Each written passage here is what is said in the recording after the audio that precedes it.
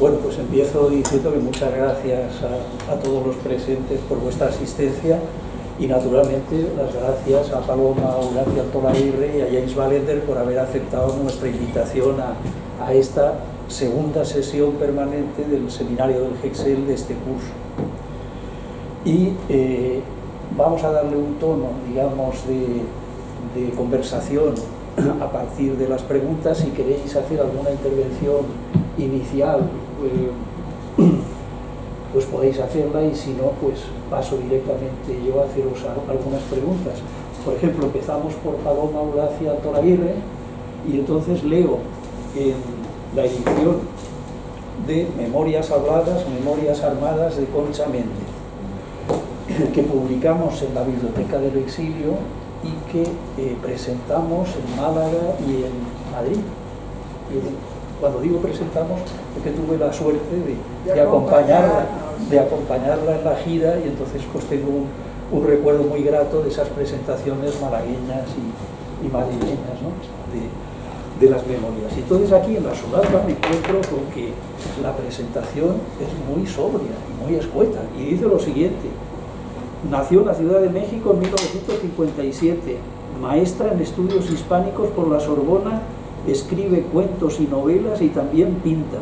En 1988 su libro Concha Méndez, Memorias Habladas, Memorias Armadas, fue declarado finalista del Premio Comillas de Historia, Biografía y Memorias de Tusquets Editores. Y no dice nada más. Bueno, porque mientras he criado 3 hijos, entonces la vida, pues yo he tenido que robar tiempo al tiempo. Y bueno, independientemente de todo eso, acabo de terminar una novela que se llama El ausente, que espero que se me publique en España por el tema que trata. Es la historia de un pintor español en el exilio en México y todas las desventuras de su familia. Es un ir y venir de España a México, y cómo este pintor, ya me cuesta mucho trabajo hablar del exilio de mi propia familia, porque ahora estoy hablando desde el plano de la ficción, de mi propia ficción. Entonces es de qué forma este pintor, que fue un señor que se exilió mayor, recae toda su tragedia en su hijo, que es un pintor pero ya mexicano. Entonces son 2 personajes con el mismo nombre, uno que fue español y fue un pintor conocido de la vanguardia, obviamente ficticio, y otro que es mexicano, que tiene que sobrellevar el dolor de un padre que realmente sale trastornado mentalmente de la guerra civil española. Entonces, bueno, eso es lo que he hecho yo en estos años de maternidad prolongada, escribir 4 libros que tengo terminados, y bueno, pues sí, al margen de la vida pública, porque la vida pública ocupa mucho tiempo, y pues yo tengo ese temperamento muy maternal que pues ya, mis hijos ya volaron, ya cumplí, y ahora tengo el propósito de darme a conocer como escritora. O sea que todo lo escueto, ya lo dije. No, vamos a hacerte muchas más preguntas. Por ejemplo, bueno. Empecemos por aquello de mi infancia, son recuerdos de un patio de Sevilla, dijo Antonio Machado. ¿Y qué diría Paloma Eulacia Altolaguirre? Pues yo diría que mi madre tiene ese poema del lado derecho de su cama, manuscrito por Antonio Machado, en una letra delgada y nerviosa, letra en tinta negra, y pues yo me pasé toda la vida leyendo. Curiosamente, quien lo colgó no fue mi madre, sino quien lo colgó fue mi padre, que fue un hombre cuya infancia nunca estuvo invadida por la poesía. Ellos fueron emigrantes económicos. Sin embargo, se hechizó por el poema. Tampoco es que su padre fuera un gran padre, es como una idealización de un buen padre, ¿sí? El poema este de Machado, que no sé quién lo habrá tenido, Yo creo que mi padre fue un buen padre, pero no sé si todo el mundo haya tenido ese privilegio. Eso es lo que es para mí el poema de Machado. Está enmarcado en un marco negro, muy lindo.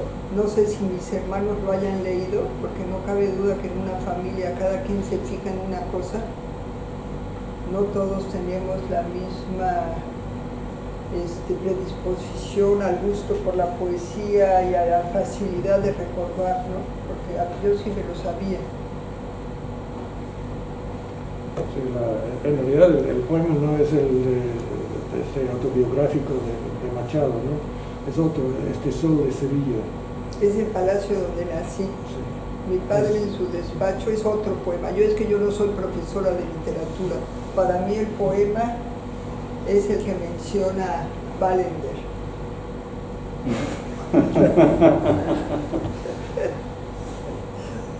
Sí, pero es notable cómo los exiliados, mi suegra, Paloma Antoaire,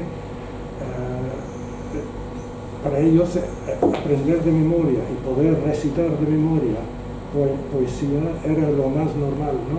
Y era, no sé, bueno, tuvo una educación como cualquier niño del exilio español en México, ¿no? Claro, Machado era una gran figura del exilio, pero digamos, esa costumbre, no es algo que menciona Tomás Segovia en algún momento, en alguno de sus ensayos, la importancia de aprender de memoria la poesía, que por desgracia realmente se ha ido perdiendo, ¿no? a nuestra generación y más todavía la generación de nuestros hijos, ¿no? Y sin embargo, yo tengo muy presente cómo la poesía para Paloma Antoaire es muy importante, ¿no? Le vincula con su padre, con su madre, con Dios, con la comunidad de exiliados que realmente es su país, no pertenece ni a México ni a España, pero pertenece a ese magnífico país que es el exilio español, ¿no? Y toda esa comunidad, y es casi por tradición oral, ¿no? No es que mi suegra, digamos, ella no se considera un gran intelectual, y sin embargo, ella puede recitar muchísimo más poesía que yo. No, porque tiene un librito chico, que ahí fue donde se aprendió todos los poemas. Yo creo que esto, no sé si ahora en España enseñan a aprender de memoria, ¿no? Los versos. No sé, en Inglaterra está mal visto cualquier cosa que aprender así mecánicamente. Sin embargo, poder recitar poesía, uno va descubriendo cada vez que vuelve los versos, uno descubre un nuevo sentido en función del momento que uno está viviendo, ¿no? La poesía le acompaña a uno, y eso es una tragedia, que esa forma de, digamos, asimilar la poesía a la vida de uno se está perdiendo. Bueno, tú porque eres un lector de poesía total, sí. tú la vas viendo de otra forma cada vez que la lees, pero en realidad mi mamá lo que ve es la época donde la aprendió, en el momento en que ella se enamoró de esas cosas que veían las personas que vieron tanto cine de Hollywood, ¿no? Donde el amor tenía que ser total, inquebrantable. Sí, ella eso es lo que ve, y ahora lo recuerda también por una cosa que es muy común en el exilio, que es una especie de, creo yo, de negociación entre cierto materialismo puro, una voluntad de salir de pobre y una voluntad también de no olvidar lo que sería, en el caso de ella, hija de poetas, lo que la formó dentro de la literatura. O sea, ella fue configurada con mentes de dos padres poetas. Entonces mi madre siempre ha oscilado entre esa voluntad de salvarnos a todos de la pobreza, y después pasa lo otro, se vuelve mística. Entonces es un juego que no sé si vivan los otros exiliados, porque los otros exiliados realmente, pues muchos son emigrados, no sé si tengan ese bagaje literario como una maleta o algo que se te va presentando. Pero bueno, eso ya nada más es hablar sobre mí. Pero bueno, en esta novelita que me eché, pues ahí lo tengo, se llama El ausente. Sí. Ahí tengo esta tragedia y esta determinación al fracaso que viven los personajes. Yo creo que un exiliado en el campo de la literatura, sus hijos y él mismo tiene una condición de que va a fracasar. Hay un fracaso implícito, porque la inserción en otro país, en el país de acogida, fue muy difícil. Ya estaban los otros poetas nacionales. En este caso se habla de un pintor, ya estaban los poetas mexicanos, ¿sí?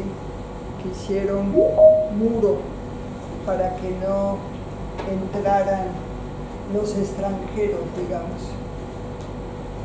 Fue especialmente notorio en el caso de los pintores, ¿no? Yo creo no es casual que hayas escogido, puesto como pintor a tu protagonista.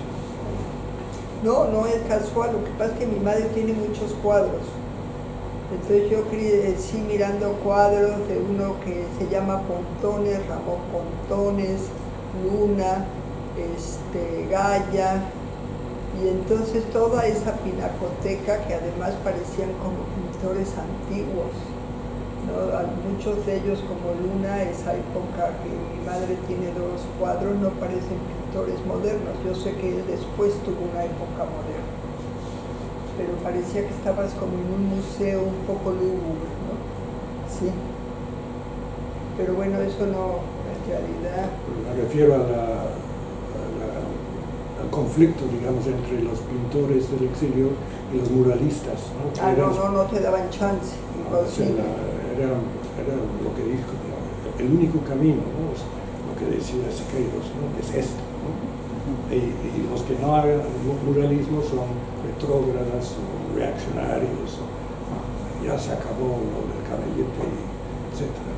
Sí, entonces el conflicto cultural ahí fue especialmente notorio, ¿no? La dificultad para los pintores del exilio de darse a conocer siquiera. Claro, sobre todo porque eran pintores que no estaban a favor de una revolución mexicana que se volvió sumamente prepotente, que eso es lo que acabamos de ver en los carteles de Renau, que me parece a mí un machismo así excesivo. Yo me siento sumamente femenina y con ganas de decirle, oye, bájale un poco al tono, ¿no? Sí, bájale un poco al tono. O sea, ya llega casi a parecer Trump. Pero bueno, no me hagas caso. Lo que pasa es que yo, Renau, es otro personaje que tengo en la cabeza desde niña. A mí me hizo su esposa Manuela Ballester un retrato con un libro abierto. Ahí estaba mi destino, ¿no?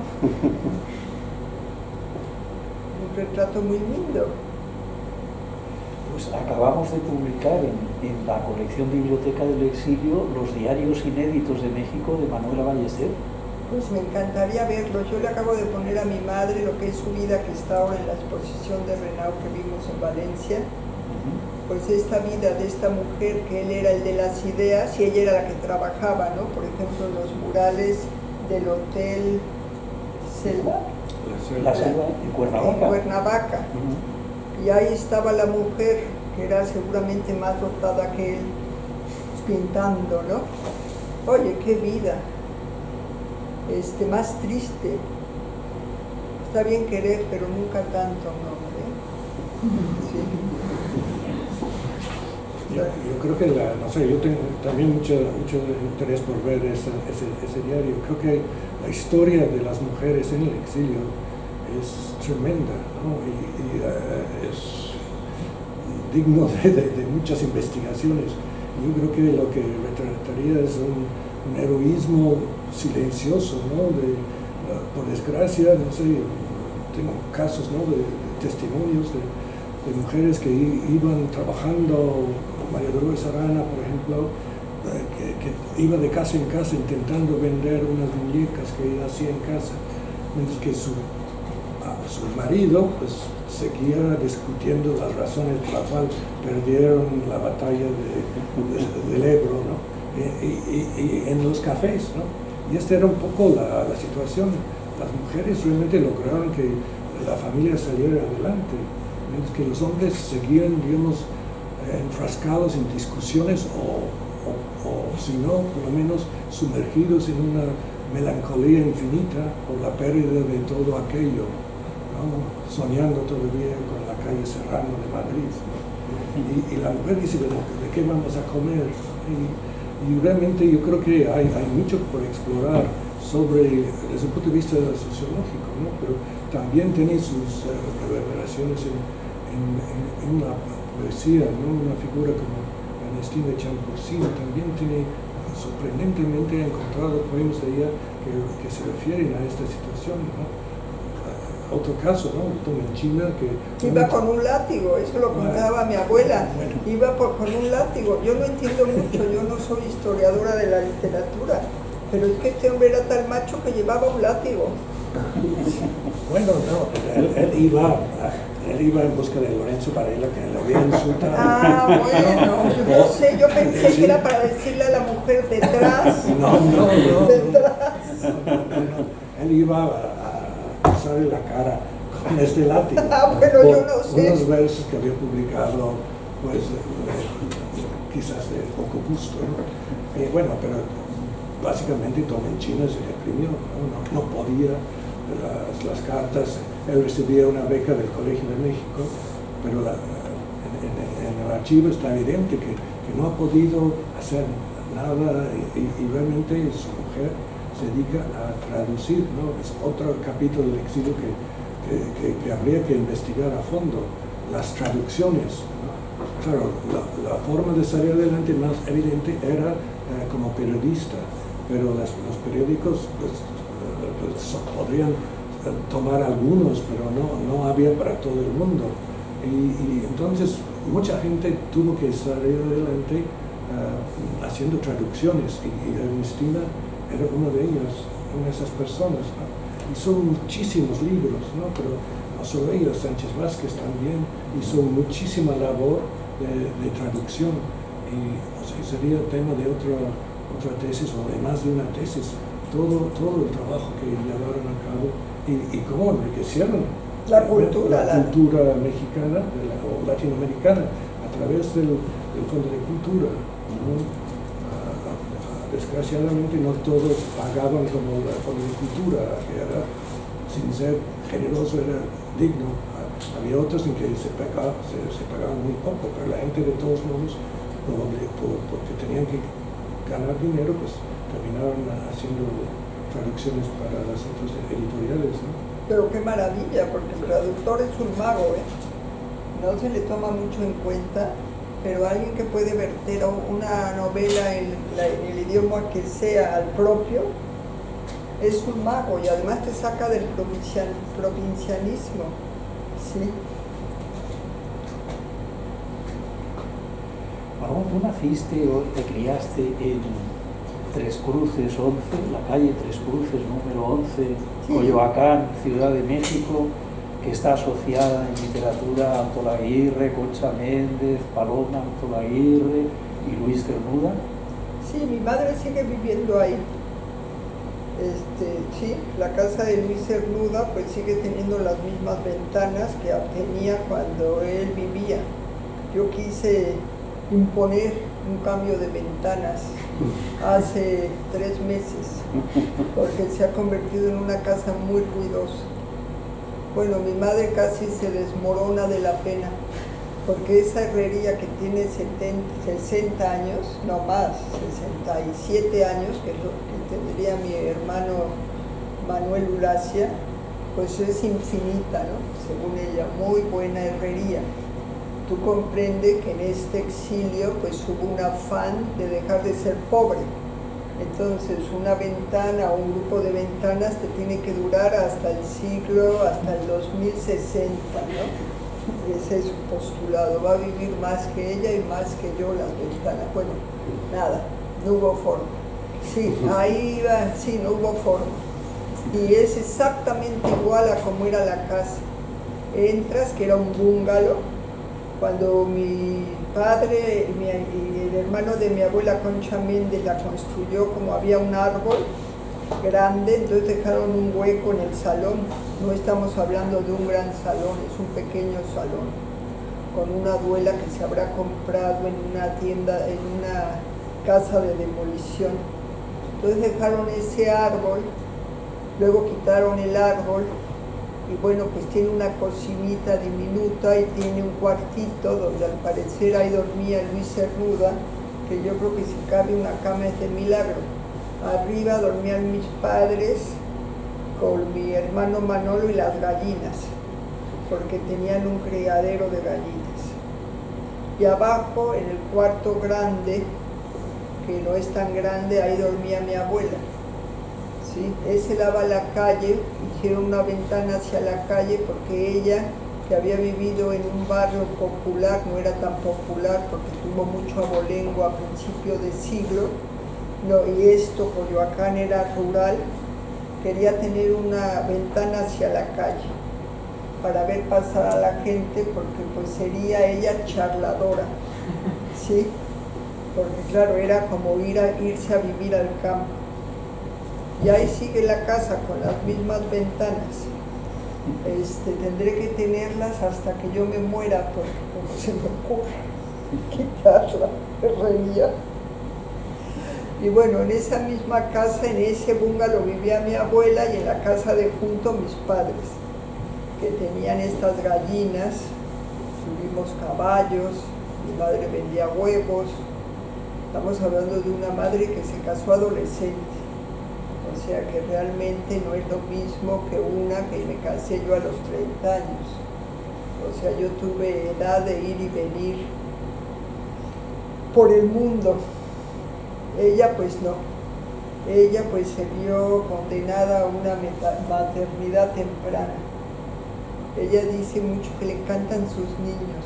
Estos niños tan mayores, estos niños le parecen preciosos. Pero yo no sé, ahora las mujeres tienen oportunidad, por suerte, de posponer la maternidad. Claro, no aconsejo que la pospongan hasta muy tarde, ¿no? Pero sí, ahí vive mi madre todavía, y tiene un jardín precioso. Y ella, que se ha quedado casi ciega, curiosamente, no sé si esté tan ciega, porque dice que el jardín está precioso. Entonces lo poquito que le queda de vista es para admirar esas altas bugambilias que son de muchos tonos. Pero bueno, así pasó la vida.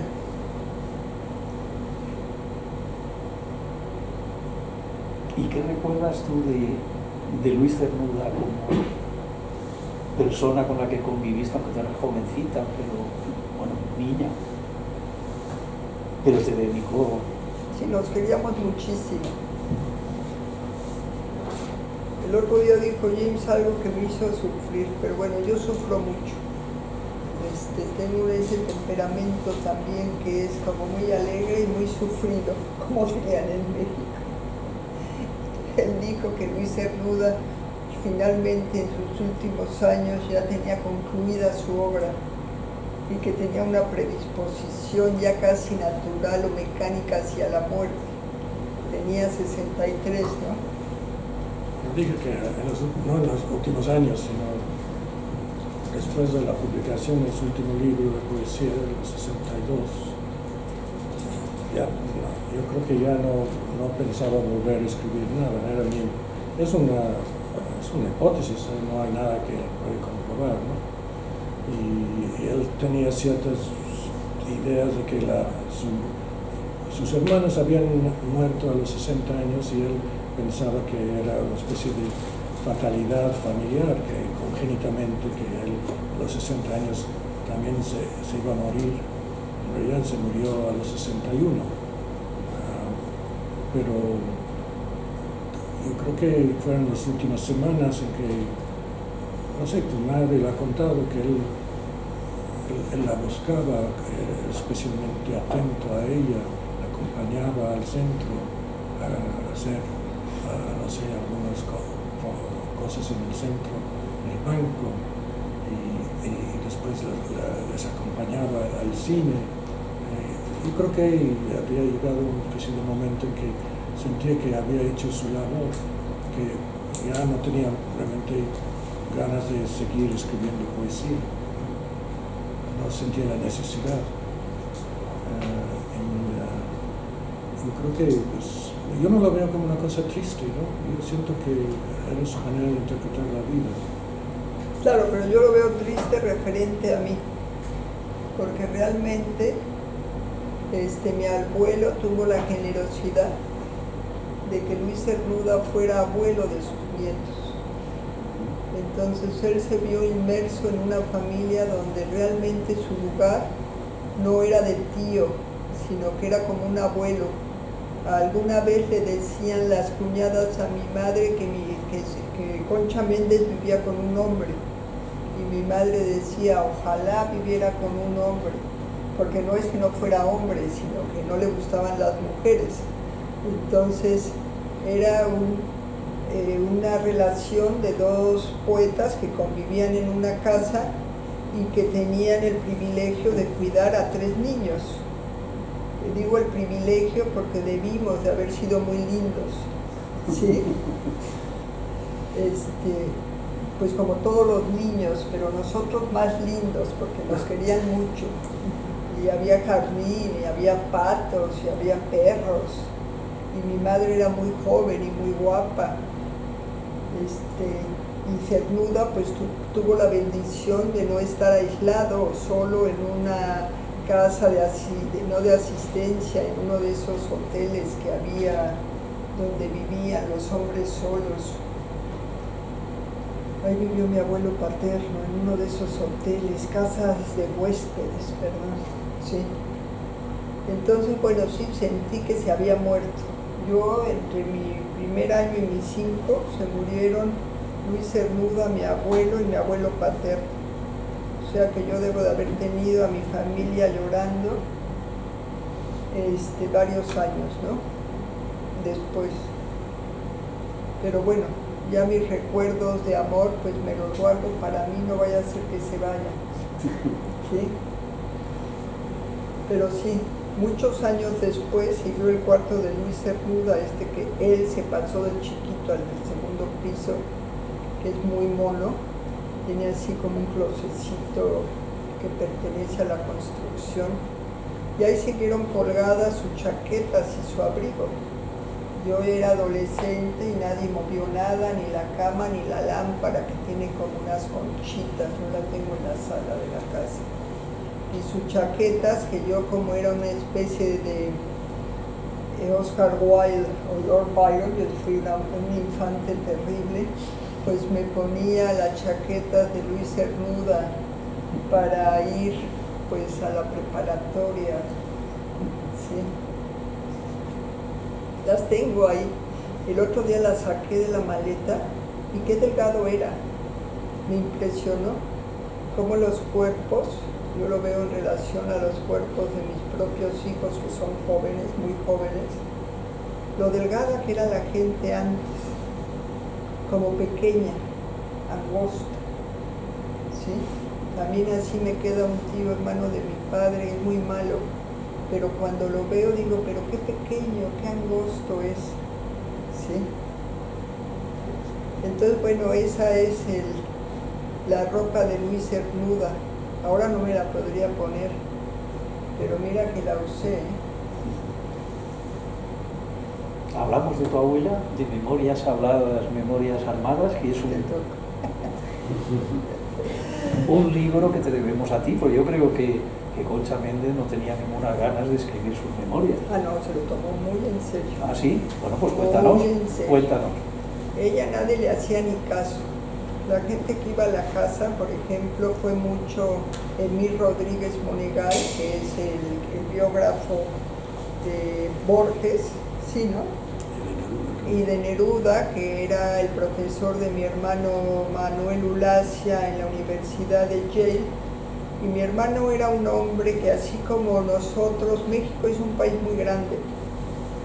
La idea de que viniera gente de otro país en esa época era muy difícil, pero mi hermano, como se estudió fuera, pues nos mandó personas, aunque él no fuera, él era un joven, nos mandaba gente, por ejemplo, un joven que trabajaba en la NASA, una cosa rarísima, ahora es espía, me parece. Después varios que eran de Irán, pero claro, todos muy sesudos, porque es una universidad de gran prestigio.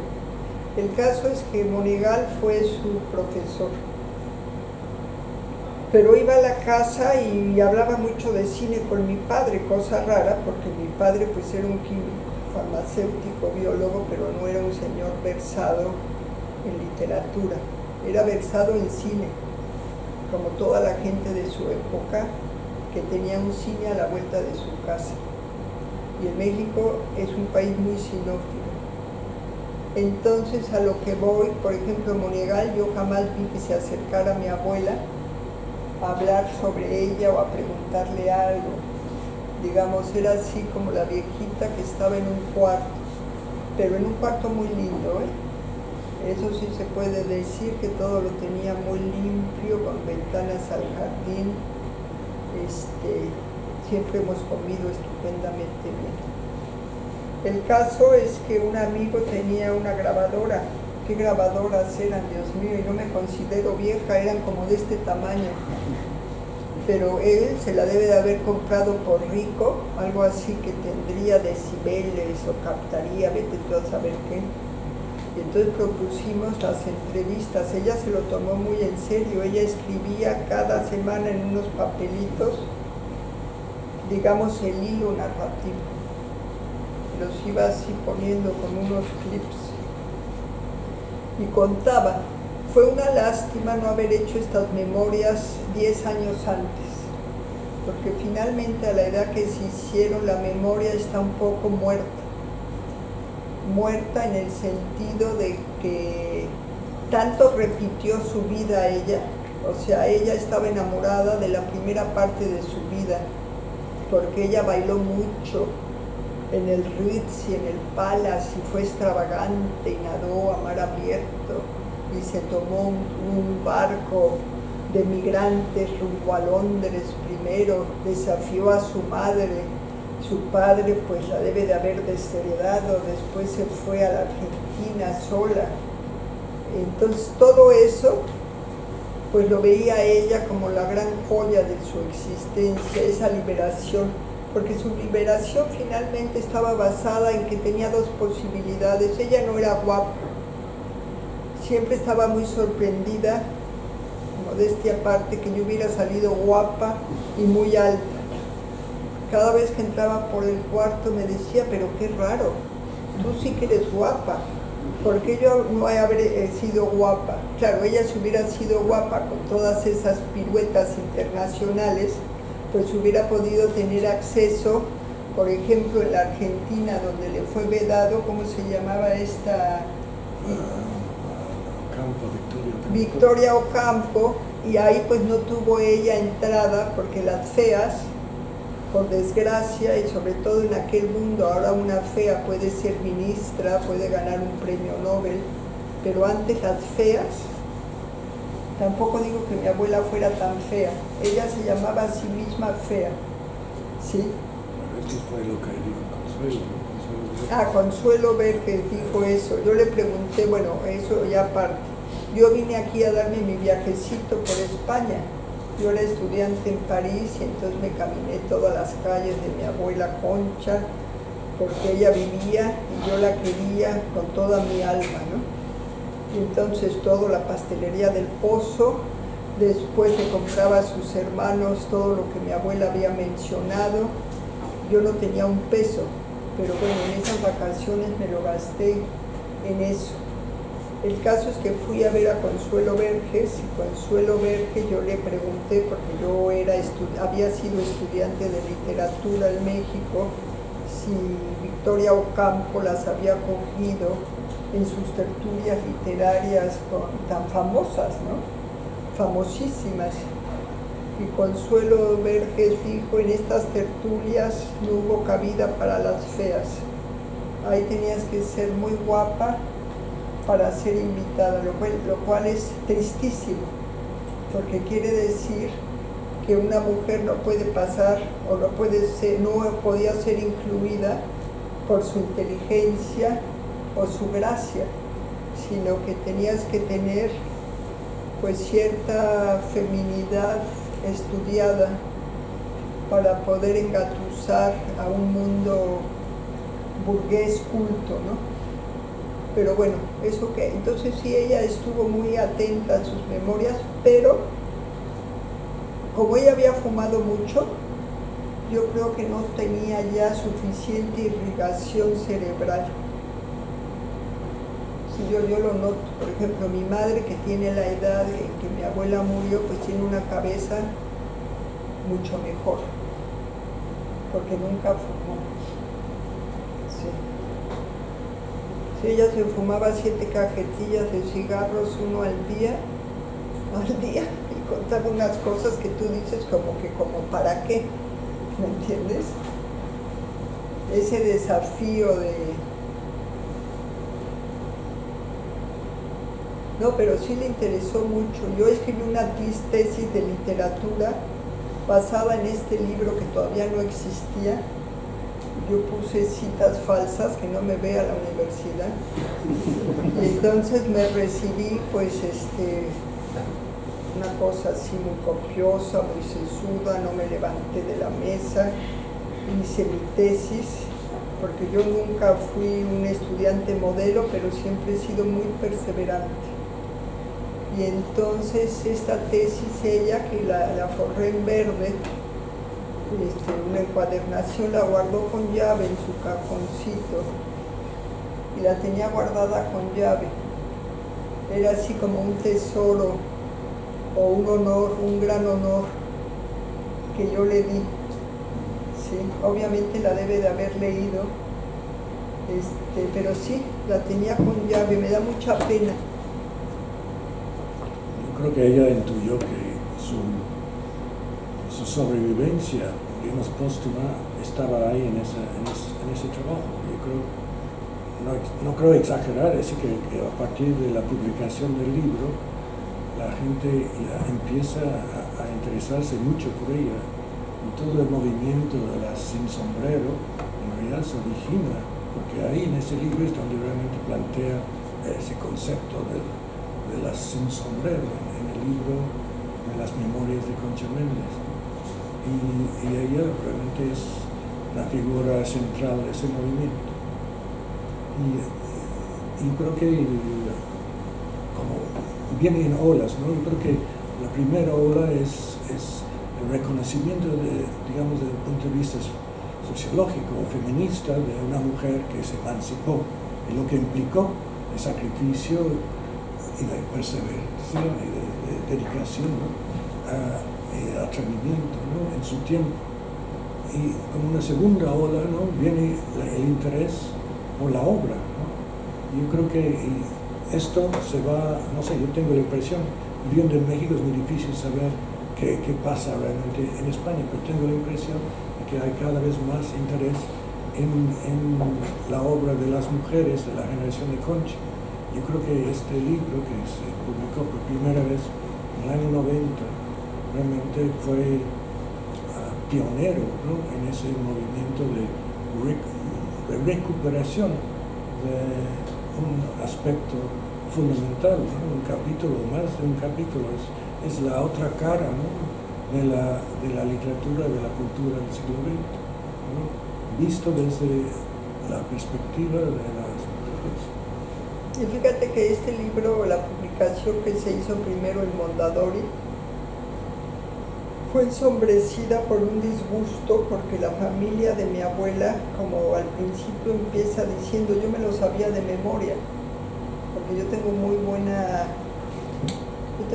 oído, no me cuente nada que no se me olvidará, porque esto ella empieza diciendo que su carácter aventurero le viene de su abuelo, su bisabuelo y tatarabuelo, algo por el estilo, que eran unos aventureros que venían de Italia.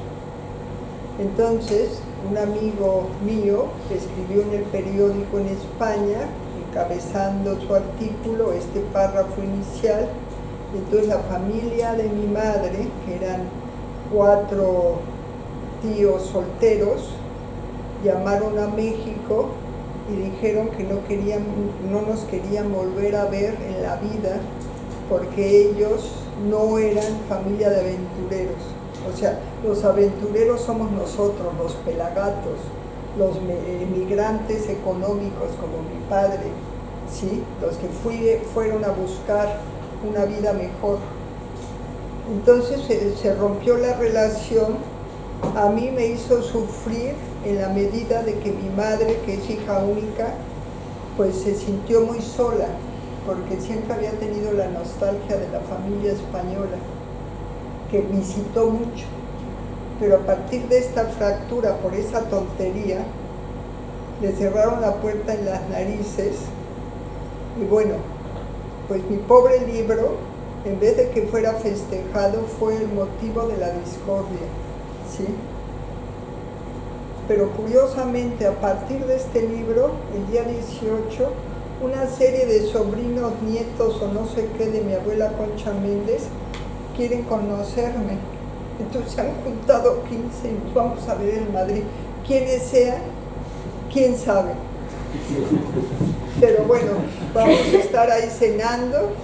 Yo me pondré una blusa roja para que vean, ¿sí? Que esta familia de pelagatos, porque claro, como los aventureros, ellos no iban a ser aventureros, sí. Nosotros sí somos aventureros. Y Concha Méndez fue muy aventurera. ¿Y sabes por qué fue aventurera? Porque Buñuel la abandonó. Entonces, eso de que te eches un noviazgo con un señor 8 años y luego te cambie por una francesa, tiene que ser muy doloroso. Eso te lo puedo asegurar. Y se habrá dicho, ni te creas, ¿sí? Era o la soltería o la libertad total. Yo creo que ninguna mujer debe de pensar que la soltería es un drama. Mejor ser soltera y aventurera. ¿Sí? En eso fue ella muy adelantada, porque si no se hubiera quedado ahí metida en su casa, en una clase social burguesa, fastidiada, porque claro, yo ahora estoy leyendo una novela de Somerset Maugham, donde te das cuenta que a los 25 años una mujer ya era una solterona. Entonces mi abuela ya se emancipó un poco más tarde. O sea, una mujer debía de casarse entre los 21, a más tardar a los 22. En realidad, tuvo mucha suerte en no casarse con Buñuel, ¿no? Uno lee las memorias de Jean Roucard, que era la esposa, y estaba realmente, y la mantenía casi bajo llave, ¿no? No era nada, en su vida personal no era nada surrealista, era de lo más conservador, patriarcal que se puede imaginar, Buñuel. Y en esa época yo creo que ella era mucho más imaginativa que él. La primera en hacer una película fue ella, y no él. No, y Las Urbes que él escribió estaba basada en un relato que mi abuela le contó, porque la criada de su casa era de Las Urbes. Realmente quien había conocido el pueblo era ella. Pero esas memorias de la mujer de Buñuel me gustaron mucho. No sé si sean excepcionales. Se llama Una mujer sin piano. Él lo que hace, que ella era pianista amateur, es vender el piano para que nada más se dedique a los niños. Digo, es que eso verdaderamente, si por menos uno se divorcia por un mal modo, ya está uno que... Bueno, pues te hemos saciado la curiosidad. Un poquito, solo un poquito. Bueno, pues a ver, chicos, si logro publicar mi novela El ausente. Ahí hay muchas pericias de este tipo. Además del ausente, dices que tienes escritas... Tengo otra que esta no es sobre el exilio, esta segunda es sobre un comprador compulsivo, algo más moderno, sí. Pero esa se llama El Oportuno. El Oportuno. Sí. Entonces, bueno, pues en esas ando, como dices, ¿qué he hecho? Pues verdaderamente me he esforzado mucho. Como todas las mujeres que se esfuerzan para lidiar entre la familia, el trabajo, los hijos, los padres. Bueno, la verdad es que es un lujo que compartas estos recuerdos y estas interpretaciones, ¿no?, que has hecho de tu pasado ahora con nosotros. Yo os quería preguntar a los dos, porque por motivos muy evidentes en ambos casos, ¿no?, este papel tan importante que ha tenido el exilio en México, por ser el país mayoritariamente, ¿no?, donde se acogieron a los exiliados republicanos.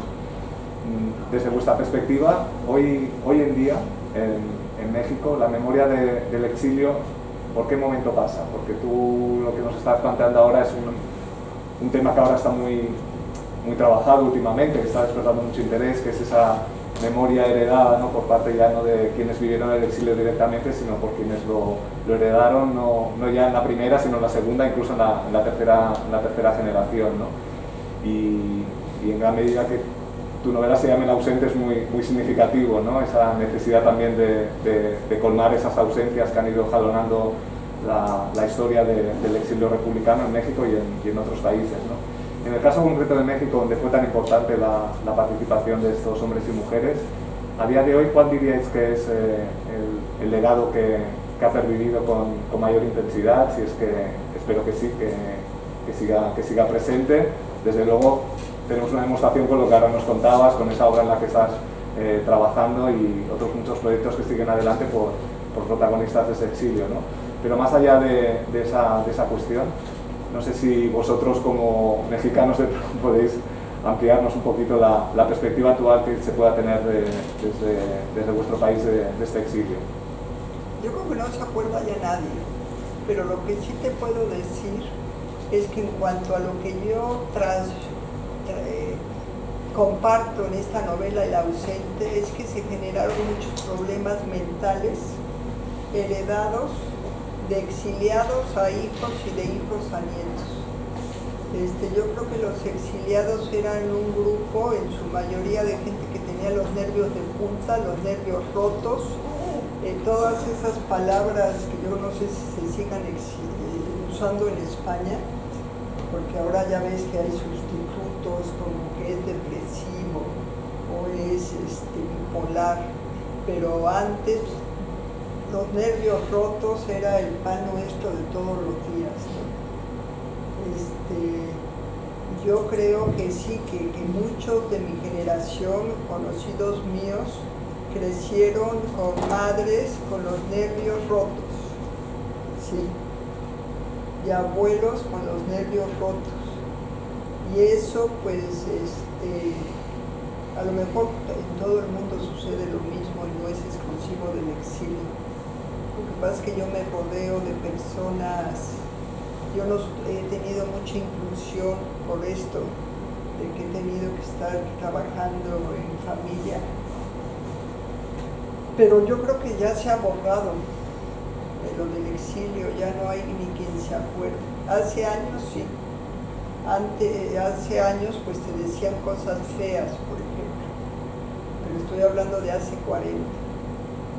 Si tenías algún novio que fuera mexicano, te decía cosas feas, como si que tu familia era quemaconventos o cosas así, que tú pues no estabas muy acostumbrada, número uno, a que te vieran como alguien diferente, porque uno cuando crece en un país pues te sientes parte del país y eres del país, sí, tan del país como el que llegó antes. Pero tú, ¿qué percibes, James, con los exiliados con los que vives? Nerviositos, ¿no? Algunos y algunas. Bueno, sí, yo creo que hay una dedicación que es normal a los padres y a los abuelos y una reverencia, guardar como algo sagrado la causa por la cual ellos se exiliaron, por las cuales pusieron en riesgo sus vidas, pero al mismo tiempo un reconocimiento que todo esto ya no tiene mucho que ver con la realidad actual, digamos. Son valores trascendentales, pero que difícilmente se pueden aplicar en la vida cotidiana. Hay mucha fidelidad entre las familias que son hijos, nietos, bisnietos del exilio, ¿no? Eso sí, es lo que yo he notado, y con ciertas cosas implícitas ideológicamente, pero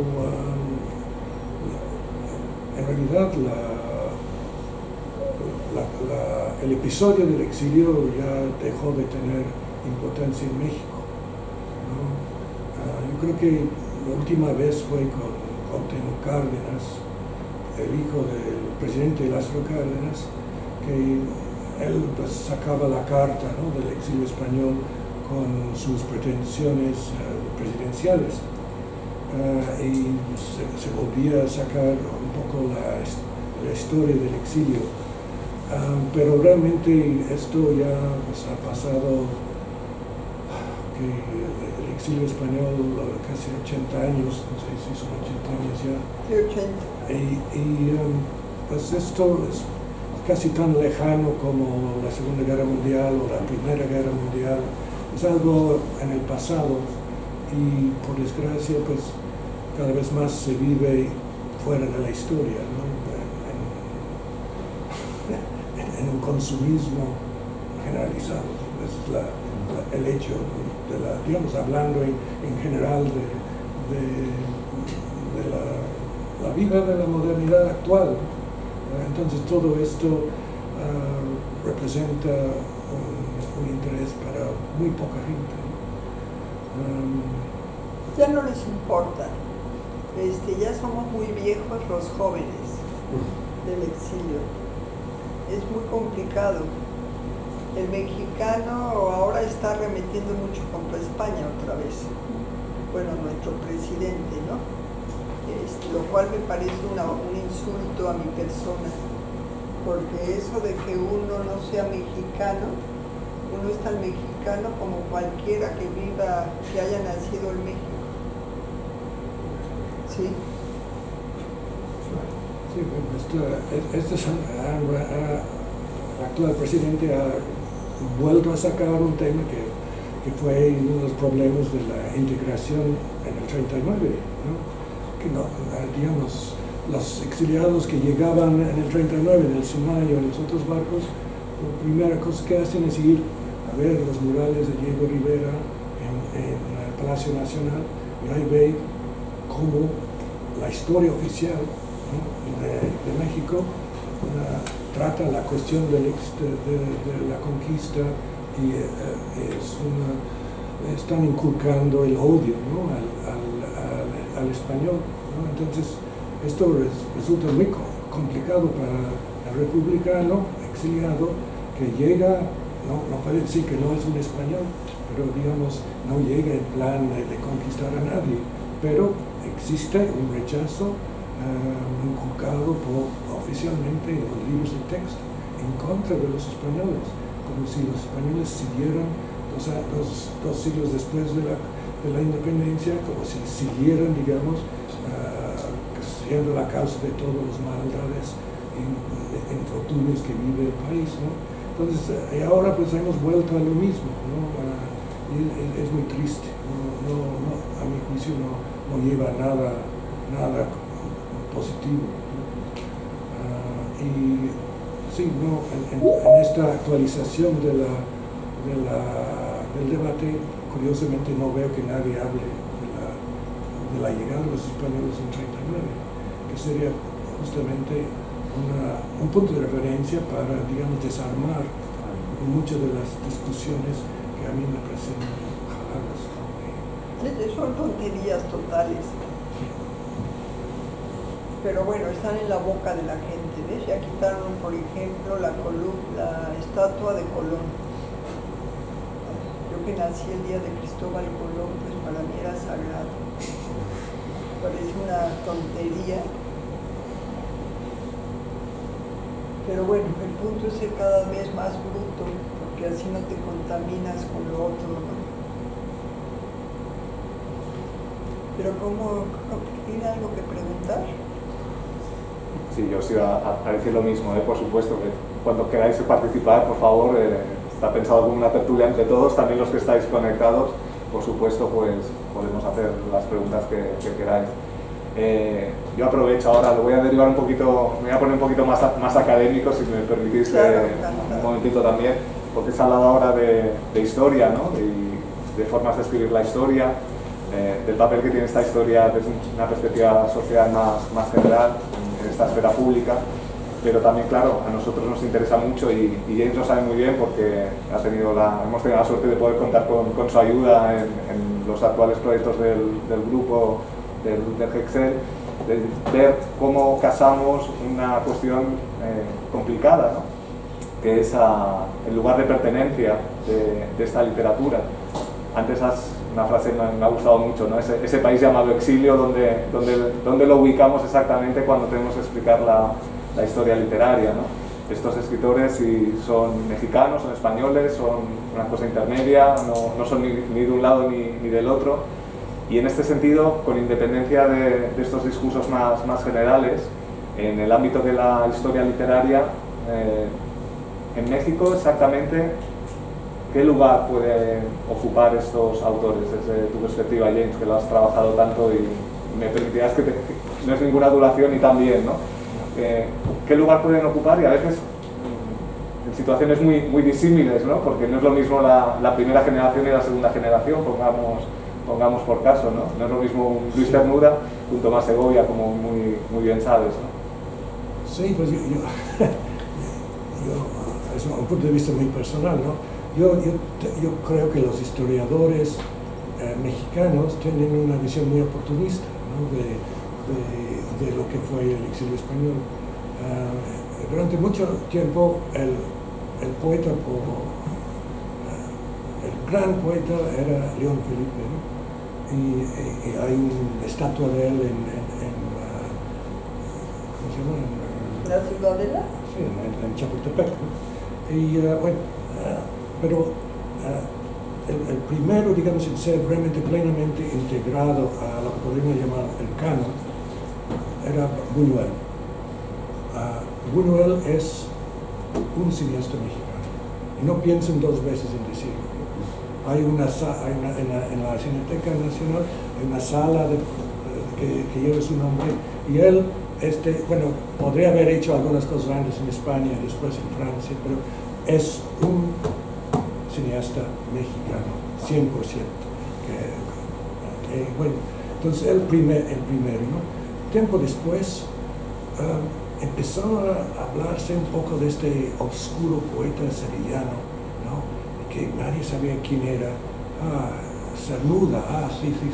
Y después hay una eclosión de entusiasmo por Cernuda y Vicente Quirarte escribe anunciando ya Luis Cernuda, mexicano, ¿no? Entonces él ha sido incorporado al canon mexicano, pero digamos, en general se queda cuando mucho una especie de postdata, ¿no? Al final de un capítulo se menciona algunos más, pero realmente no se incorporan, ¿no? Los que son los casos más, digamos, controvertibles son los de la segunda generación, ¿no? Yo creo que ellos también han querido jugar las dos cartas, ¿no? Y muy pocos han logrado hacerlo. Tomás Segovia sería uno que efectivamente tiene un público, ya se murió, pero tenía un público en México y tenía un público en España. Pero en general, yo creo que pesar de todo lo que Excel hace, es magnífica la labor, lo digo. Honestamente me parece increíble toda la labor que Excel ha hecho. A pesar de eso, yo creo que nunca van a incorporarse al canon. Para mí yo he llegado a la conclusión, no se va a poder mover la historiografía española. No se va. La historia, digamos, es lo que es, ¿no? Y nadie lo va a poder mover. Entonces los poetas de los 50 son Ilaguerna, Valente, Goytisolo, los hermanos Goytisolo, pero presentar a ellos junto con Ramón Chirao, imposible, no tiene nada que ver, ¿no? Entonces, podemos insistir, pero no tengo mucha, después de estos años de intentar, yo no veo que es como una resistencia a cambiar lo que es los fundamentos generacionales, ¿no? Y la idea de que lo que cuenta es lo que se escribe estando en este país, ¿no? Y lo demás no cuenta, ¿no? Yo diría quizás la última esperanza que nos queda, si me permite incluirme en este esfuerzo, es la generación del 36.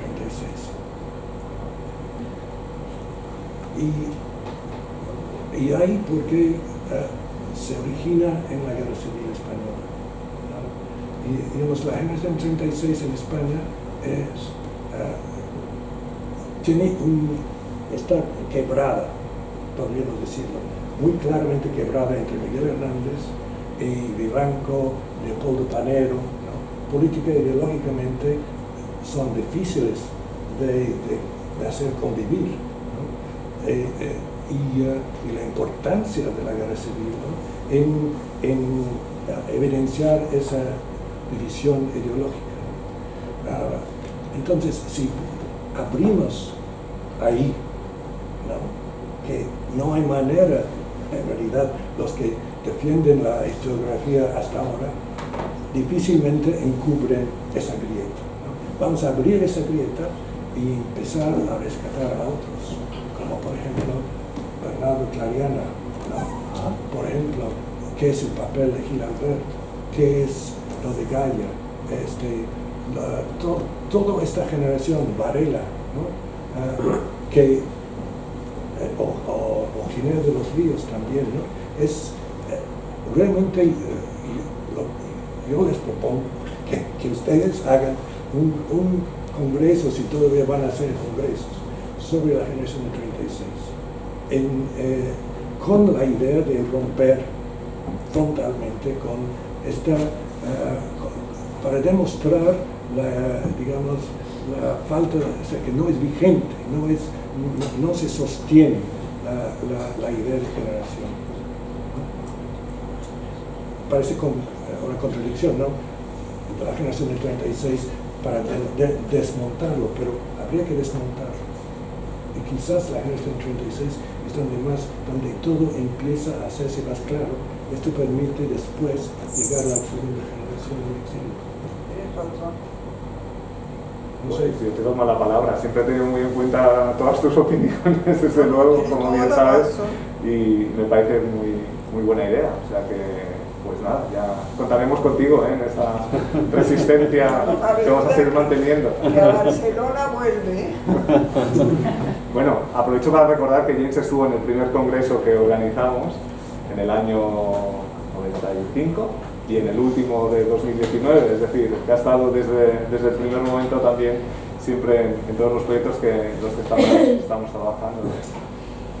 Y sabes, James, que el proyecto que nos acaban de conceder y que José Ramón es el investigador principal, es precisamente exilio e interior, intentar construir, digamos, un relato alternativo al que hemos heredado del franquismo, que podría empezar por donde has dicho tú, pero que nos proponemos intentarlo, conscientes de tu escepticismo, de tu pesimismo, y que también en parte compartimos, pero algo hay que hacer. No, yo creo ya que es hora, ya es hora. Hay que desenterrar estos nombres. Sí, si no consigue otra cosa, es que demostrar el interés de estos escritores. Claro. Que por no haber tenido una obra más o menos antes del estallido de la guerra civil, no existe, ¿no? Hasta tu edición de los 2 tomos de Clariana, ¿quién sabía algo de...? Sin embargo, bueno, tú sí. Bueno. Yo sé que era un hombre tremendo. No lo voy a contar, pobre Clariana. Ahora parece que es un genio, no lo voy a difamar. Era latinista. Sí. Imagínate. Sí.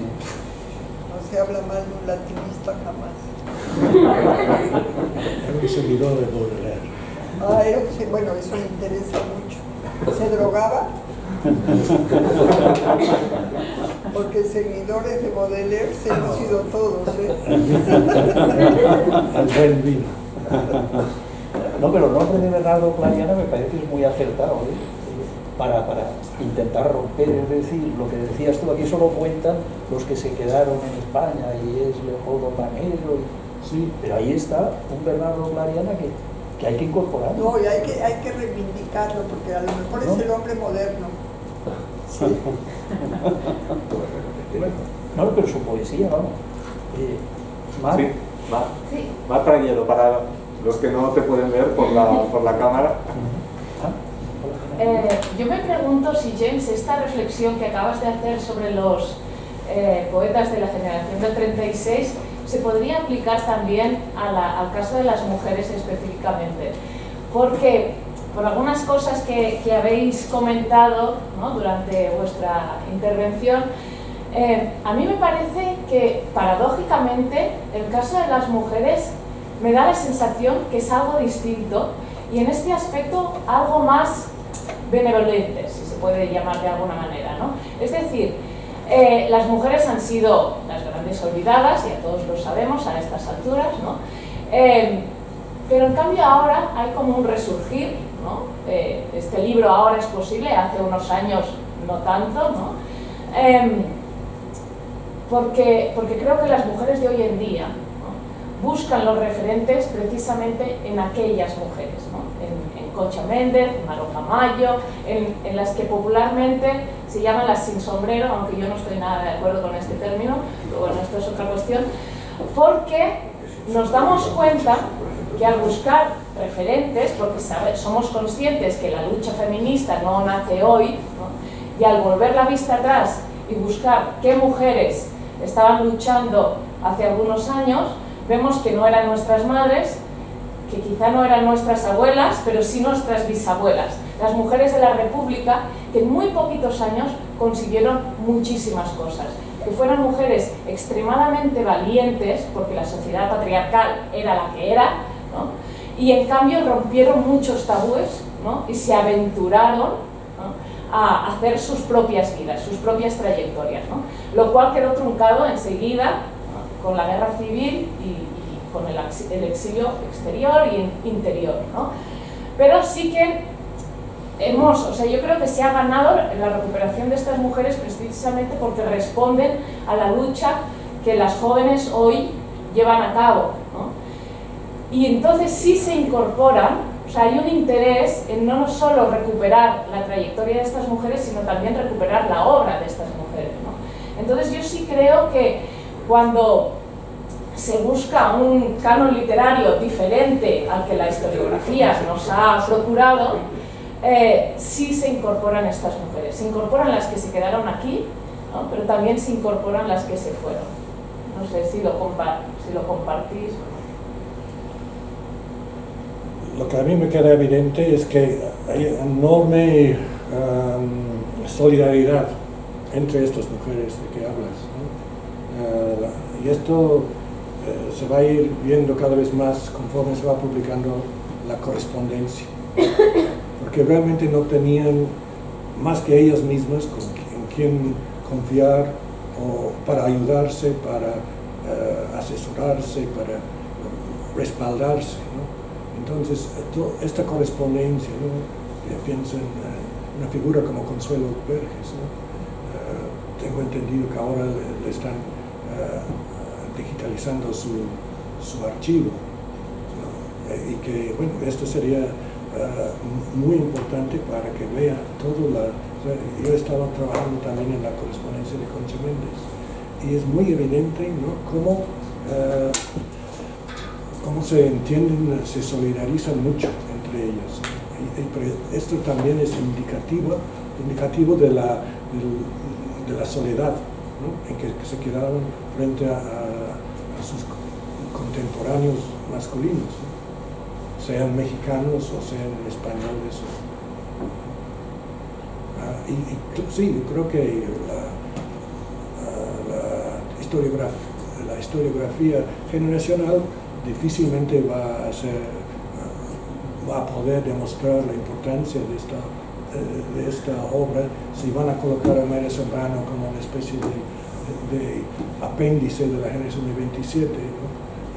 Y qué pasa con una figura como Concha de Albornoz, por ejemplo, que no dejó obra y sin embargo es una figura muy importante y hay hasta poesías escritas para ella, y, en fin, la cuestión de las mujeres es muy complicada y sí, al desmontar la historiografía es posible, no sé cómo, pero es posible que se puede dar el lugar que les corresponde mucho mejor de esa manera que con la historiografía actual. Pero escribió cartas esta señora. Sí, escribió, sí, desde luego, fue muy estimada y fue, pues es una maravilla, fue porque un asesor, digamos, una escritora epistolar. Cernuda que no se destacaba por ser muy sociable, pero tenía una enorme fe en su criterio como lectora, ¿no? La consideraba una lectora de primera, ¿no? El mismo Gil Albert, todo este grupo, ¿no?, de Gaia, Gil Albert y Concha de Albornoz, digamos, ella es una figura fundamental. ¿Y han publicado las cartas? Todavía no, todo esto está por explorar, ¿no? Requiere tiempo, muchos años de investigación. Alguien que se ocupe, Sí, claro. Eso es lo que se propone. Sí, pero digamos, la cosa empieza, ¿no? Y sí, yo creo que podría resultar interesante cuestionar la historiografía, que es también lo que José Ramón ha hecho en sus trabajos, ¿no? Es cuestionar la validez de la forma de leer la historia, ¿no? Esta antología que publicaste me parece espléndida. Sí. A mí me reveló muchos poetas que yo había visto los nombres, pero no, digamos, yo no los había leído. Muy interesante, y es posible verlos porque ha renunciado a la idea de que como mecánicamente cada 15 años una generación, otra generación. ¿Y qué pasa con los que no están en una generación? Hombre, perdieron el tren, ¿no? Y esto no es posible. Y esa antología que salió es magnífica, ¿no? La recomiendo a los que no lo han visto. Sí, creo que sí, la respuesta es sí. Los diarios de Manuela Ballester son interesantes. Tienen mucho interés, sí. La lástima es que no se desarrollan demasiado, es decir, que a veces son muy telegráficos, puntuales de las actividades que hacía cada día, pero de vez en cuando, pues, digamos que a partir de plantearse un tema, había hablado hoy con tal persona sobre, y entonces sí que escribe ella y hay más interés. Luis Antonio Esteve. Bueno, yo quería volver un poco atrás al problema de la mala estructura o del mal planteamiento de la literatura, de la historia de la literatura española del siglo XX, sobre todo desde el año 39. Hay un corte y se ha contado durante 60 años la misma historia a todo el mundo, y todo el mundo la tiene interiorizada. En fin, estoy por aquí, lo comprobamos una vez dando un curso de verano a profesores con Francisca Montiel, que se nos ocurrió empezar la clase poniendo un lista en la pizarra. Y nos decían, y esto ocurría en los años 90, que es que a ellos no les habían explicado eso en clase. Claro, Francisca no, pero yo sí. ¿Y vosotros queréis que a mí me lo he explicado? En absoluto, porque yo había estudiado en los años 50 y 60. O sea que eso aquí era tabú, no se mencionaba. Eso por una. Entonces hay que vencer esa resistencia, esa resistencia pasiva a cambiar. Pero es que esa resistencia pasiva a cambiar en la historia de la literatura es muy, muy, muy difícil vencer esa resistencia. Recuerdo que tanto Rodríguez Moñino como el doctor Blegua, el padre, nos decían que el siglo XVI estaba mal contado. Y efectivamente ahora revisas las historias de la literatura e incluso les preguntas a los alumnos de posgrado del CAP, entonces era el CAP, ¿no? Les preguntabas por los poetas que habían visto en el siglo XVI y no les sacabas de Garcilaso, Fray Luis, San Juan de la Cruz y poco más. Herrera, estamos hablando de Herrera, no sabían ni quién era. Si eso ocurre con la poesía del siglo XVI, porque a un señor del siglo XIX se le ocurrió en un manual romper toda aquella historia, toda aquella continuidad que hay que verse, por ejemplo, pues hay una conferencia en la Hispanic Society de Rodríguez Moñino sobre esto, muy interesante, estaba publicada en el Castalia, si mal no recuerdo. Pues lo que nos va a ocurrir con el siglo XX, contar conmigo desde luego, pero la resistencia que vamos a encontrar va a ser siempre la misma. ¿Y tú a qué te dedicas? Como me han preguntado muchas veces, ¿tú a qué te dedicas? Pues nada, he trabajado sobre algunos exiliados en México, como Arana, como Andújar, algunos otros en otros lugares, pero y eso se encuentra, digo, sí, lo tenías en las librerías, lo podías comprar en las librerías aquí en los años 80 y 90. Pero eso hubo, y basta con revisar el ISBN, vemos que de todos estos, salvando alguna colección o alguna editorial como el Renacimiento de Sevilla, y poco más, alguna más hay, pero poco, no se encuentra nada en las librerías, ni en el ISBN de a partir de los años 90, de que absolutamente y no hay nada.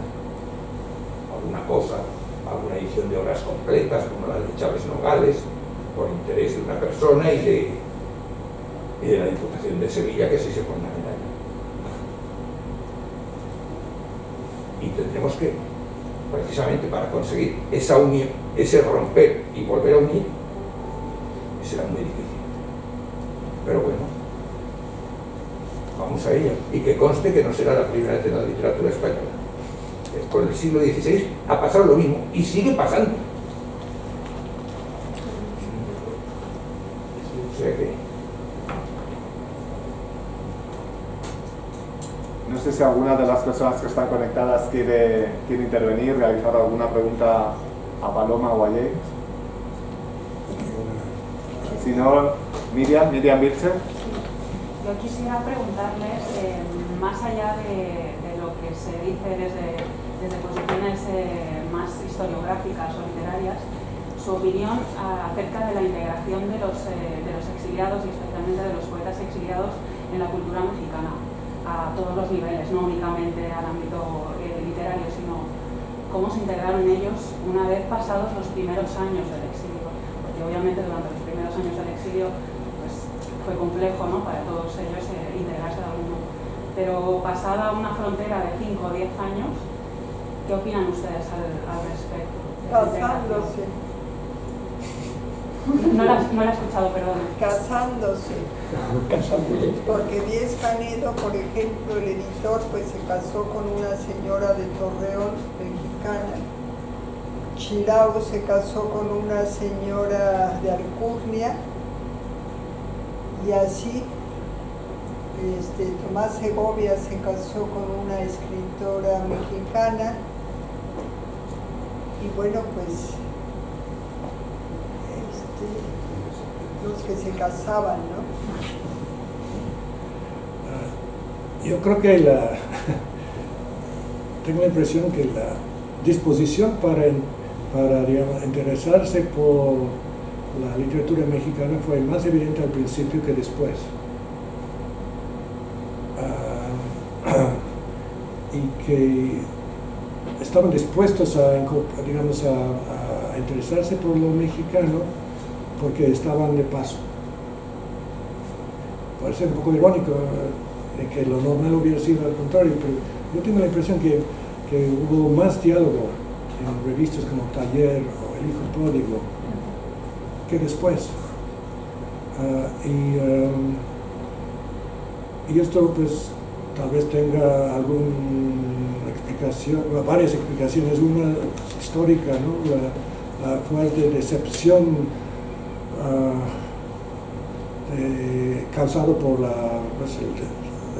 desenlace de la Segunda Guerra Mundial, la renuncia de los aliados a intervenir en el asunto de España y el reconocimiento de que pues, el exilio iba para largo, ¿no? Y entonces como que se relajaron en el sentido de que se encerraron más en lo conocido, en lo propio, en lo español, ¿no? Hablando en general, también es por la cuestión del envejecimiento.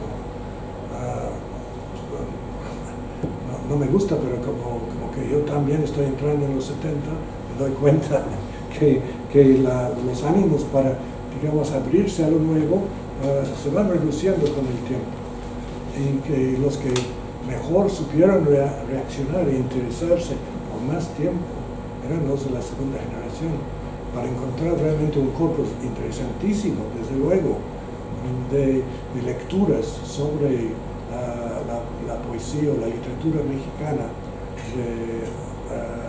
Hay que ir a la segunda generación, ¿no? Los ensayos de Tomás Segovia sobre Owen, sobre Villarrutia, sobre Paz, ¿no? Son fundamentales, son de enorme interés, ¿no? Y yo creo que o el ensayo famoso de Carlos Blanco sobre Juan Rulfo, ¿no? No hubo, que yo sepa, entre los españoles del exilio de la primera generación, ninguna nota sobre lo que es la obra de Juan Rulfo en los años 50, lo cual, visto ahora, es sorprendente, ¿no? Fue la segunda generación, Carlos Blanco, que estaba con ¿cómo se llama el novelista mexicano? Carlos Fuentes y Paz en Revista Mexicana de Literatura, y otros, con Chirao estaba ahí también en esa agrupación, también muy interesado en la literatura mexicana. Escribió también sobre Sor Juana, no sé. En fin, hubo mucho interés permanente de parte de la segunda generación, porque ellos hicieron, como decía Maxwell, hicieron la secundaria, ¿no? En México con los mexicanos. Claro. Y en realidad son mexicanos, aunque han querido ser también españoles, pero realmente su lugar, yo creo, va a terminar siendo como escritores mexicanos, ¿no? Son considerados, nadie cuestiona que son mexicanos, no tienen pleno derecho, eso que no es fácil de conseguir en México, pero ellos sí son mexicanos. Pero la primera generación, yo siento, hablando en general, que el interés fue en realidad bajando con el tiempo, y el peso de la idea de respaldarse en los valores nacionales para poder aguantar y mantenerse fiel al compromiso por el cual estaban ahí en el exilio, ¿no? Entonces una figura como Machado, o como Unamuno, ¿no? O como Galdós, ¿no? Estos son lecturas permanentes para ellos, para seguir siendo españoles, y republicanos, ¿no? En ese sentido yo creo que hay una diferencia generacional importante. Claro, pero también nosotros estamos más heridos, más cansados, ¿sí? Porque la eran mayores. La sí. juventud, pues no cabe duda que se nota. Sí. ¿Sí? Sí, no es lo mismo exiliarse a los 45 que a los 25. Sí, creo que el componente emocional influye mucho también en las posturas que van más allá de los 40 o los 50 años. Claro, y también la falta de preocupaciones, porque por ejemplo en el caso de Díez Canedo, que fue editor, el hijo, él pues llegó sin familia a México. De hecho, en una entrevista que le hicimos, hasta llegó a contar que la guerra le pareció de alguna manera divertida, porque era como un héroe, como un espadachín que se tuvo que esconder. Pero claro, no tenía que cuidar ni a hijos, ni a mujer, ni a padres, porque los otros que ya tienen hijos, lo que más les preocupa, por ejemplo, en el caso de Moreno Villa, pues ya era muy viejo, se casó con una mexicana, era muy difícil, él sí escribió unos libros. Él sería una excepción realmente. Él es una excepción. Porque él sí mantuvo un interés en México muy notable y fue de los que mejor escribieron sobre México, ¿no? Está por salir, espero algún día, un tomo que recoja todo lo que escribió sobre México, con ese título creo que es México, ¿no? Un tercer tomo de las obras completas de Moreno Villa que la Residencia de Estudiantes tiene, y es notable, sí, una excepción podría realmente desacreditar todo lo anterior. No te preocupes, lo que pasa es que yo leí cosas de él sobre México que me encantaron. ¿Un diario o era qué era? No, él tiene muchas cosas, tiene como copia de México, ¿no? Que son como pequeña, como una crónica, ¿no? De todo lo que ve. Sí, es eso, una especie de me diario, ¿no? encantó. Sí, pero también tiene libros, monografías sobre el arte mexicano, y sobre todo la cultura de tiempos de la colonia, ¿no? No se atrevió con la precolombina, ¿no? Que era un tema también tabú para la mayoría de los republicanos, hablar de, o sea, volver a traer a colación el papel de Hernán Cortés, la cuestión del indigenismo, era otro campo minado para los exiliados. Pobres, ¿no? Que los vieran como unos Hernán Cortés ahí. Es que es muy complicado. Pero está el poema de García, ¿no? Entre España y México, ya del 39, en contra de eso. Sí. Sí. Esto fue escrito antes de llegar. A bordo del Sinaya, es verdad. Sí, no, ya yo que estaba con los pelos de punta, ¿no? Esther Laza. Sí, tal vez otra excepción sería también Max Au, ¿no? Que también escribe bastante sobre México, se interesa sobre la literatura y él sí que trabaja con muchos puentes con los escritores de allá. Y de hecho, aunque por alguna extraña razón no publicó, tiene mucha obra sobre México que está inédita. Incluso planeaba una novela, tiene obras de teatro de temática mexicana. También lo podríamos añadir, tal vez, igual no igual que a Moreno Villa, pero sí en esa lista de exiliados de la primera generación que se interesaron por lo mexicano y por la realidad literaria de México durante los años que estuvieron allá. Sí, sí. No, Max Alves siempre es un caso excepcional, ¿no? En todos los sentidos de la palabra. Sí, yo diría que incluso, o sea, se integró mucho más que Moreno Villa. Moreno Villa escribió todo lo que veía, todo lo que escuchaba y tiene una sensibilidad muy fina. Max Au llegó a hablar de tú a tú, de codearse con los autores, ¿no? Moreno Villa muy poco, y sin embargo Au fue aceptado y como uno más, ¿no? y tenía ese libro de retratos, ¿no? de escritores mexicanos, y su correspondencia pues incluye, pues, o sea, es enorme, pero digamos, él se escribía con todos, ¿no? Desde Octavio Paz para arriba, ¿no? Quizá por eso lo que estoy sobre México está inédito. Me imagino que no he podido, uno necesita estar permanentemente de sabático para poder estar al tanto de lo que de la obra de Max Out. Eso sí, eso puede provocarte un divorcio. Como te pongas al tanto.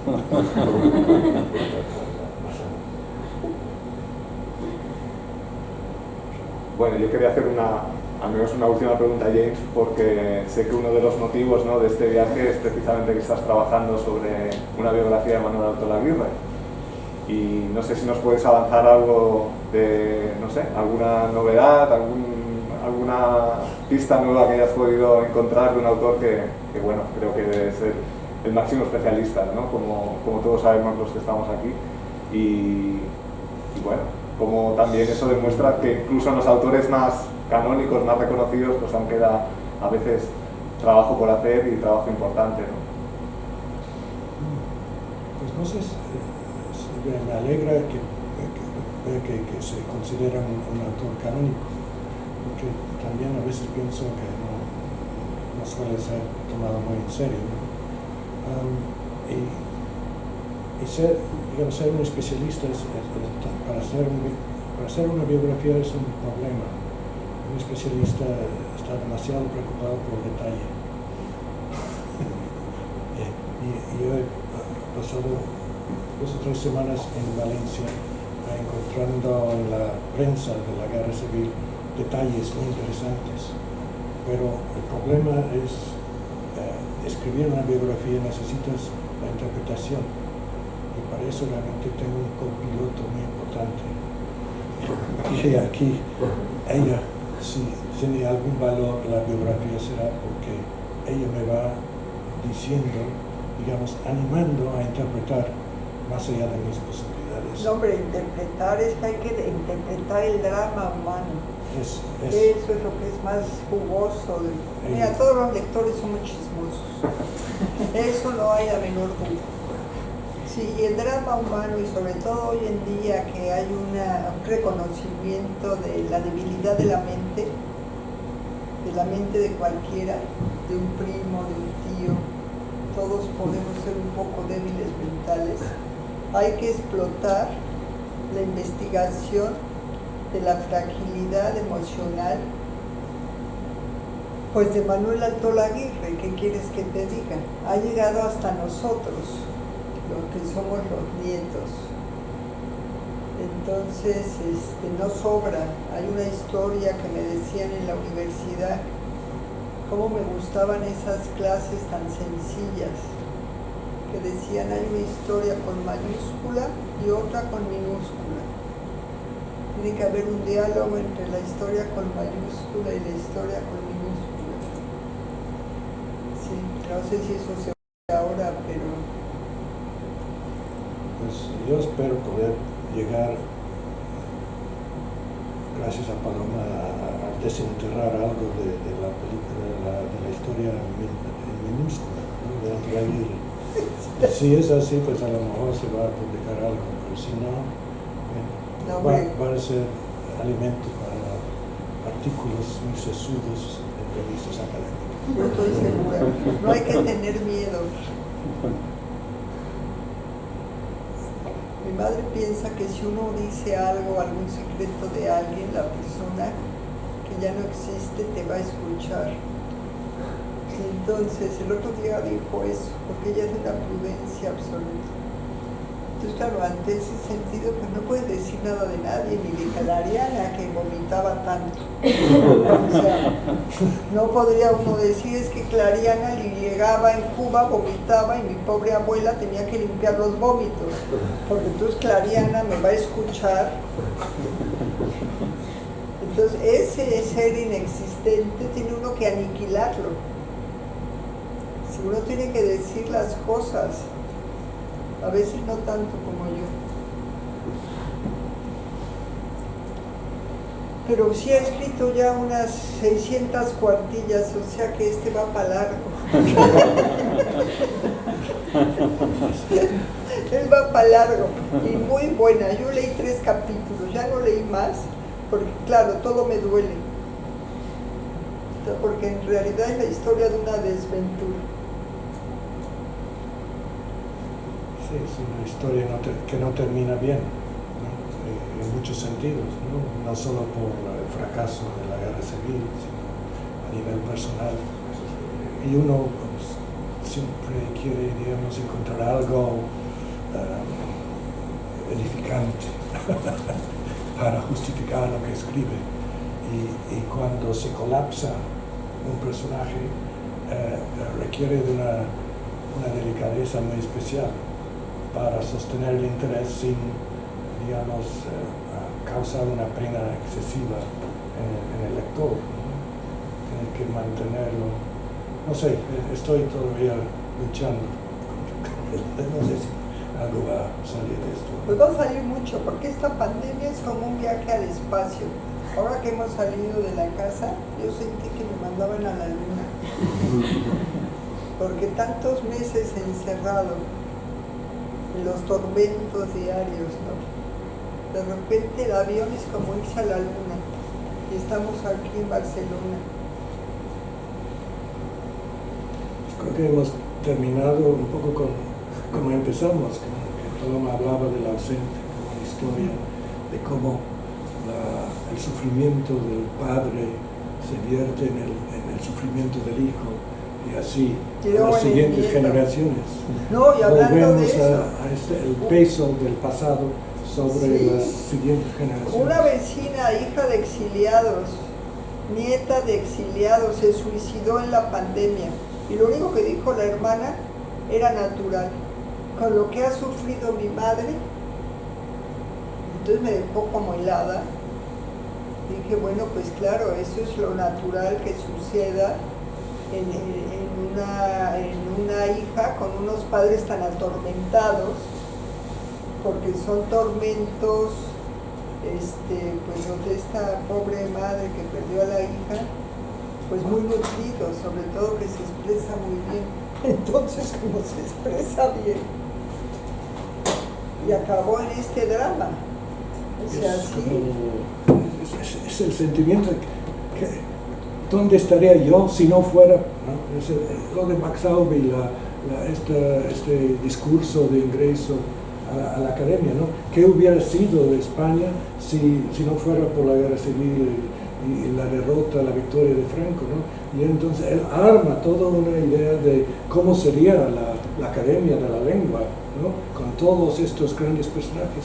Y este es un sentimiento que es una crítica también de la historiografía, de muchas cosas, pero está hablando también en el fondo de un sentimiento que todo exiliado tiene, ¿no? Es decir, yo aquí estoy, ¿no? Lavando pisos durante 15 horas al día, pero si yo estuviera en España, yo tendría mi tienda ¿no? Es la idea de que es siempre pensando en qué hubiera sido si, esa otra realidad que no pudo ser, ¿no? Y esa otra realidad imposible, ¿no? Pesa y no desaparece, ¿no? Y se hereda, ¿no? a la siguiente generación. no, más todo las crisis de nervios, porque hay cierta inestabilidad. Yo lo digo en el caso de esta chica amiga, nadie lo hubiera dicho, porque se había vuelto budista. Y uno cree que los budistas llegan al nirvana o como se llame, pero nunca te imaginarías que a lo que va a llegar es a un suicidio. Pero también acechada por haberse visto nutrida por tantos dramas, ¿no? Pero bueno, no se entristezcan, ¿eh? En la pandemia hemos pensado de más, eso es un hecho. Bueno, pues yo creo que esta tarde ha habido pena, ha habido dolor, pero también ha habido mucha alegría, mucho humor y habéis compartido con nosotros realmente una memoria y una sabiduría que os agradecemos mucho.